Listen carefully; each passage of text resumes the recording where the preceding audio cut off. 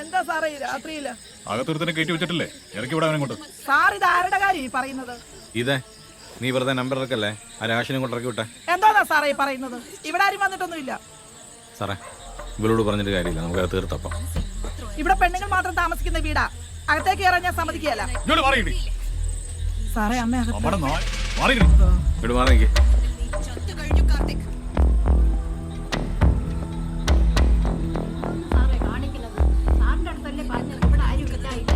ഞങ്ങളിവിടെ പെണ്ണുങ്ങൾ മാത്രമേ ഉള്ളൂ എന്ന് സാറിന് അറിഞ്ഞുകൂടി. എത്ര പ്രാവശ്യം പറയണം സാറിൻ്റെ അടുത്ത്, ഇവിടെ ആരുമില്ല, ഇവിടെ ആരുമില്ല. എവിടെയാ സ്ഥലം? ടി.വി. കാണാനും നിങ്ങളുടെ നാട്ടിൽ ഇടിപ്പഴയൊക്കെ ഉണ്ടോ? ഇടയ്ക്കൊക്കെ ഉണ്ട്. ഞാൻ പറഞ്ഞതേ നല്ല സാറിനോട്, തണുപ്പായിരിക്കും. അവിടെ ആരും ഇല്ല. ഭയങ്കര ചൂടാണേ. വയസ്സായ കാലത്ത് ഒറ്റയ്ക്ക് കിടന്ന് ഉറങ്ങാനും സമ്മതിക്കില്ല. കാലമാണ് എവിടെയാണ് അവനെ വിളിപ്പിച്ചിരിക്കുന്നത്? സാറിനോട് ഞാൻ അന്നേരം പറഞ്ഞതല്ലേ ഈ തിരക്കത്ത് ആരുമില്ലെന്ന്. പിന്നെ നിങ്ങൾ ആരെ വിളിച്ച് കളിപ്പിച്ചു? പിന്നെ ഈ നാട്ടുകാർക്ക് എന്നെ കാണുമ്പോൾ ചോർച്ചിൽ കൂടുതലാണ്. ഞാൻ നന്നായിട്ട് കിടക്കുന്നതിന് കാര്യം വലിയ കഷ്ടം തന്നെ. എന്റെ തല ഒന്നും ഉണ്ടായിരിക്കാളെ. നാട്ടുകാർ മൊത്തം കിടന്ന് ഉറങ്ങിയല്ലോ. മുതുവാരാത്രി ആയില്ലേ?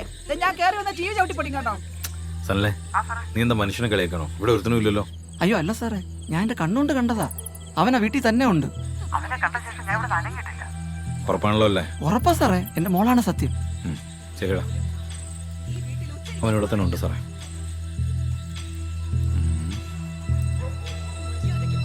ഇനിയിപ്പോ ഒരു വഴിയുണ്ട് സാറേ. സർവ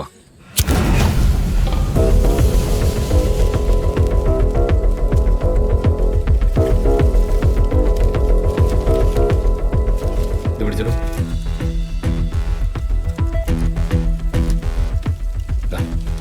ഈ മുളക് കൊണ്ടൊരു പണിയുണ്ട്. ഇതുപോലെ കത്തിച്ച് എല്ലാ മുറിയിലും കൊണ്ടുവെക്കും.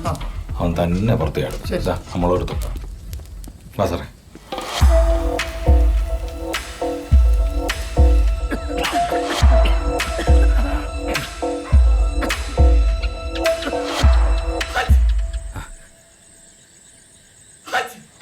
വാ സാറേ.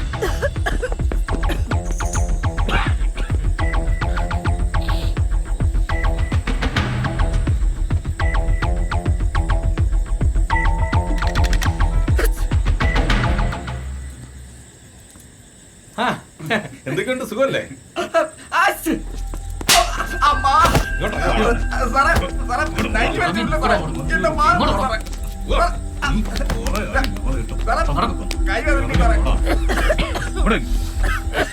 നീ അറിയാതെയാണോ ഇവനകത്ത് കയറിയത്? നീ അടിച്ചോണ്ട് പോയി കാർ നീളാ. ഏത് കാർ സാറേ? സിവിൽ സ്റ്റേഷനിൽ നിന്ന് നീ അടിച്ചോണ്ട് പോയി കാർ എവിടുന്ന സാറ് ചോദിച്ചാ? ഞാൻ ഒരു കാർ എടുത്തിട്ടില്ല സാറേ. ആവശ്യമില്ലാതെ എന്റെ ദേഹത്തോട്ട് നീ കാർ അവിടെ കൊണ്ടിട്ട് പറയണം. ഞാൻ എടുത്തിട്ടില്ല സാറേ. സാറേ എന്റെ കൂട്ടാമ്പി ഒന്നും ചെയ്യല്ല സാർ. ഞാൻ ഒന്നും എടുത്തില്ല സാറേ.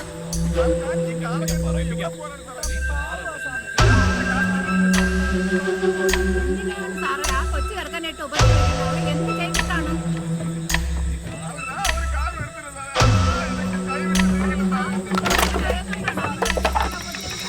കേട്ടോ സാറേ, കേട്ടോ. കൂട്ടാമ്പി അങ്ങനെ ഒന്നും ചെയ്യൂല സാറേ. വീട് സാറേ. സാറേ എന്റെ കൂട്ടാമ്പി സാറേ ഒരു മിനിറ്റ്. വണ്ടീനകത്തുണ്ട് സാറേ.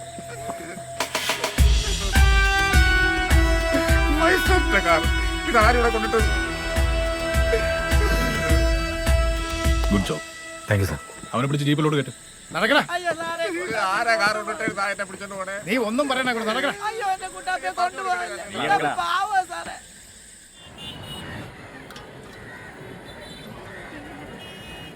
സാറേ ചായ. ആ സാറെന്നായിരുന്നു നാട്ടിലേക്ക് പോന്നേ? പോണം. വീട്ടുകാരെ അവിടെ പാക്കിംഗ് ഒക്കെ നടത്തിക്കൊണ്ടിരിക്കുക.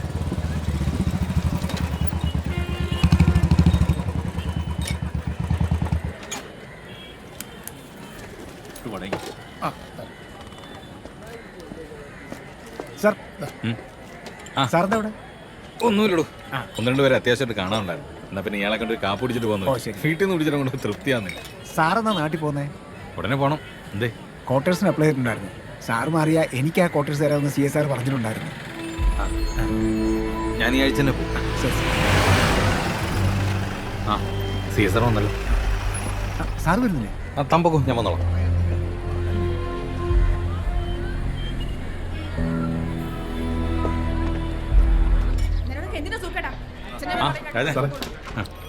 ഫംഗ്ഷനൊക്കെ അടിപൊളിയാണെന്ന് പറഞ്ഞു. എനിക്ക് വരാൻ പറ്റില്ല. ഓ അത് സാരമില്ല സാറേ പരിപാടി ഫുഡിൽ മാത്രം ഒതുക്കിയല്ലേ?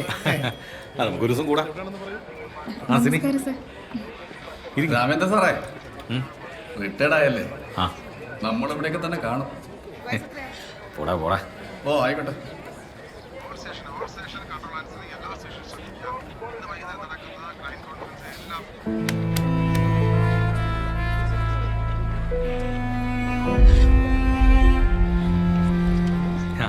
സുധീർ ജോയിൻ ചെയ്തല്ലേ? ഇന്ന് ചെയ്തായിരുന്നു സാർ.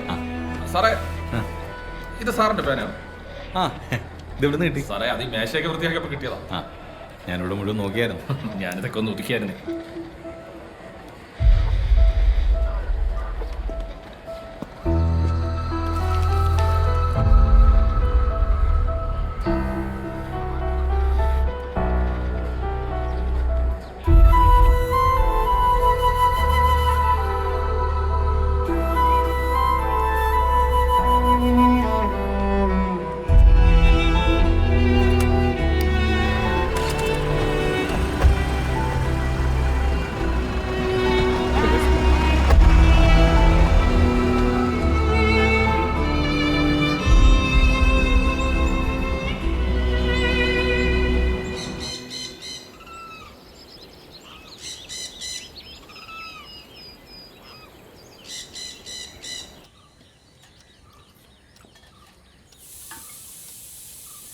അച്ഛാ അച്ഛൻ പറഞ്ഞ അമ്മയ്ക്കൊക്കെ അച്ഛൻ ഒന്ന് പറഞ്ഞു നോക്ക അച്ഛാ. എനിക്ക് തോന്നുന്നില്ല മോളെ. നമുക്കൊരു കാര്യം ചെയ്യാം. അച്ഛൻ്റെ ഒരു കൂട്ടുകാരുണ്ട് ജാഫർ സാർ. ജാഫർ സാറിൻ്റെ മോൻ നമ്മുടെ ഈ ടൗണിൽ ഒരു സിയുടെ ഓഫീസ് തുടങ്ങുന്നുണ്ട്. മോൾ അവിടെ പ്രാക്ടീസ് ചെയ്തു, അച്ഛൻ വിളിച്ച് ശരിയാക്കാം. അത് വേണ്ട അച്ഛാ, അച്ഛൻ തിരുവനന്തപുരത്ത് പോയി ചെയ്താലേ എക്സ്പീരിയൻസ് കിട്ടത്തുള്ളൂ. ഒന്ന് പറഞ്ഞു നോക്ക. അതെടി ഇനി എന്തെങ്കിലും ഞാൻ തിരുവനന്തപുരത്തോട് തന്നെ വിടാം. ഒരു കണക്കിന് ഇപ്പോഴാണ് മനുഷ്യന്റെ സമാധാനമായത്. കഴിച്ചിട്ട് പോയി തിരുവനന്തപുരത്ത് പോയി. കുറച്ച് സാമ്പാറോട് ഒഴിക്കട്ടെ? എനിക്കൊന്നും വേണ്ട. ആ മോളെ എന്നെ വിളിക്കണ്ട പോ.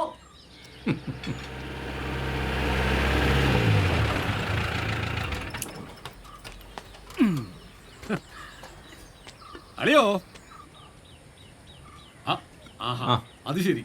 ഞാൻ വരുന്നതിന് മുമ്പ് അളിയെ കഴിച്ചു തുടങ്ങിയ അളിയ എനിക്ക് വസന്തേ അളിയൻ വന്ന് ഒരു പ്ലേറ്റ് കൂടി എടുത്തോ.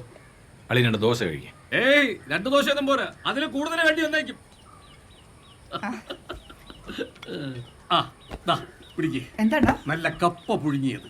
നല്ല നാടൻ കപ്പയാ, വെണ്ണ പോലത്തെ, നമ്മളെ പറമ്പിലത്തെയാ. അത് വായിക്കാത്തിട്ട അലിഞ്ഞു പോകും. അളിയൻ കഴിക്കേ. പിന്നെ എന്താണ് അളിയന്റെ ഭാവി പരിപാടികൾ? എന്തായാലും റിട്ടയർമെന്റിന്റെ കാശ് കുറെ കിട്ടുമല്ലോ. എന്താണ് ബിസിനസ് വല്ല തുടങ്ങാനുള്ള പ്ലാൻ ഉണ്ടോ? ദേ എന്ത് ബിസിനസ് ആയാലും പറ്റിയ ഏരിയയാണ്. വച്ചടി കയറ്റുമായിരിക്കും.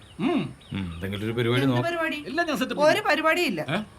ഇവിടെ ഈ പറമ്പിലെ റബ്ബറൊക്കെ നോക്കി അതിന്റെ ആദായം എടുത്ത് ഇവിടെ തന്നെ കഴിയണം. മനുഷ്യൻ ഇപ്പോഴാ ഒരു സമാധാനമായത്. അവിടെ കോഴിക്കോട് പോലുള്ള കോട്ടസ് കിടന്നേ മനുഷ്യന് ശ്വാസം മുട്ടുമായിരുന്നു. വേസ്റ്റ് കളയുന്ന ഒരു സ്ഥലമില്ല.